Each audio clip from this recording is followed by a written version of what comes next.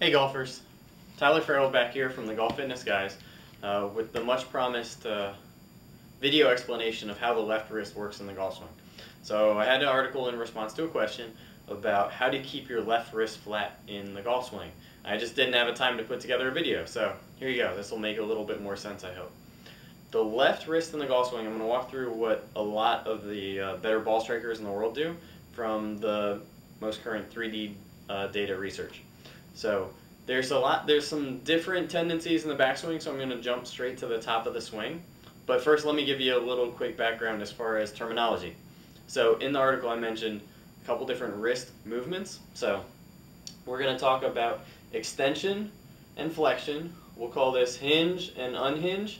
And we'll call this supination and pronation for lack of better terminology. Supination is when you rotate your forearm so that your palm faces the sky as if you were holding a cup of soup. Easy to remember.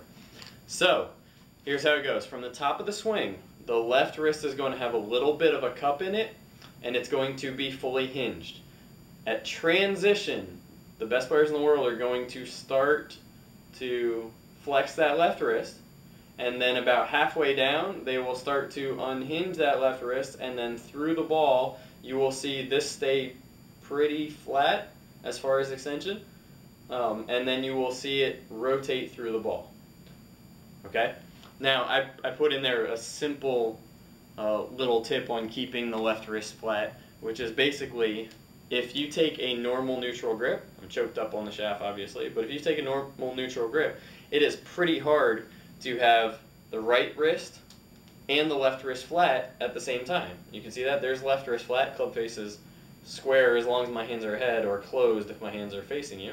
And there's right wrist flat and my left wrist cupped. So this is square, but the club face is pointing way up high. Usually this impact would result in a high shot drifting off to the right. So, in summing up, we're going to go this way, that way, and then that way. Now you can see what I did was I closed the club face, but if at the same time I was rotating my body, that club face would come in dead square. That's how the best players in the world get their hands ahead of the ball, is the combination of rotating, turning down, and rotating. So if you try that, it should help you strike down on the golf ball. It should also help you keep that left wrist a lot more flat, which will give you a more stable position for impact.